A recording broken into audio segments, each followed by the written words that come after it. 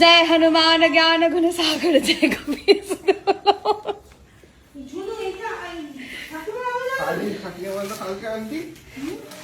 লক্ষণ কিন্তু সীতার জন্য অনেক কিছু করতো, জানো তো?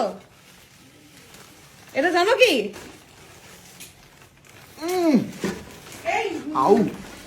লাগলো লাগলো আমি ঘুরে আসি। হয়ে গেল তোমার ঘুরে আছে, আমি ঘুরতে যাচ্ছি। যাও ঘুরে এসো যাও।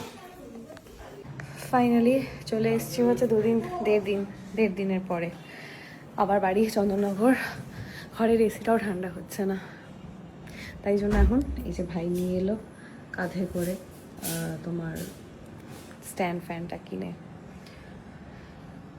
কি গরমটা পড়েছে, সিরিয়াসলি যা গরম পড়েছে, মানে আমি বললাম ভাইয়ের সাথে বাইকে করে ঘুরে আসি, কিন্তু ইচ্ছাই করছে না গরমটার জন্য। জামা কাপড় ছাড়তে যাবো, চেঞ্জ করে একটু রেস্ট নিতে যাবো, হঠাৎ করে এনার বক্তব্য চলো আমার সাথে, আমি এখন গাড়ি রাখবো, একটু ঘুরতে যাবো, চলো তোমাকে নিয়ে একটু ঘুরে আসি।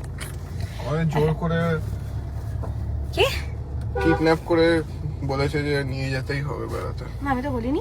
তুমি তো আমাকে বললে তখন। কখন বললাম? সে তো ওখানে বললাম, ওই কটেজটায় যাবে বলছিল তখন বললাম। বলছে না নিয়ে গেলে খুব বাজে হবে।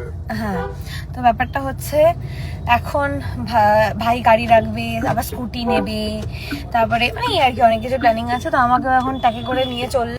তাড়াতাড়ি এসো, তাড়াতাড়ি এসো। মাকে দেখতেই হবে। তুমি এখন যাও, তাড়াতাড়ি যাও। 5 মিনিট। হ্যাঁ ঠিক আছে, তাড়াতাড়ি যাও, তাড়াতাড়ি এসো।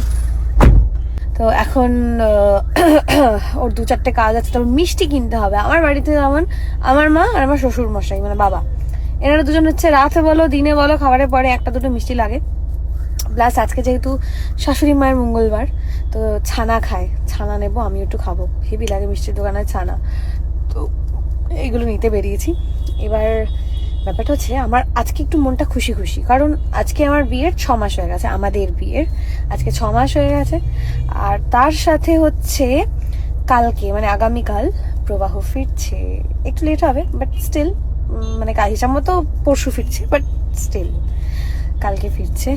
আমার জন্য ভীষণ ভীষণ ভীষণ আনন্দ হচ্ছে। আমি শুধু ভাবছি কি রান্না করব, জাস্ট ভেবে যাচ্ছি কিছু একটা রান্না করতে হবে, কারণ এতদিন এই 5-6 দিন ধরে, 5 দিন 5.5 দিন পর ফিরছে, আর এই 5-6 দিন ধরে প্রায় মানে এই হোটেলের খাওয়া দাওয়া, বাইরের খাওয়া দাওয়া, ফ্লাইটে খাওয়া দাওয়া, ঘরের খাওয়া ব্যাপারটা হয়নি বেচারার।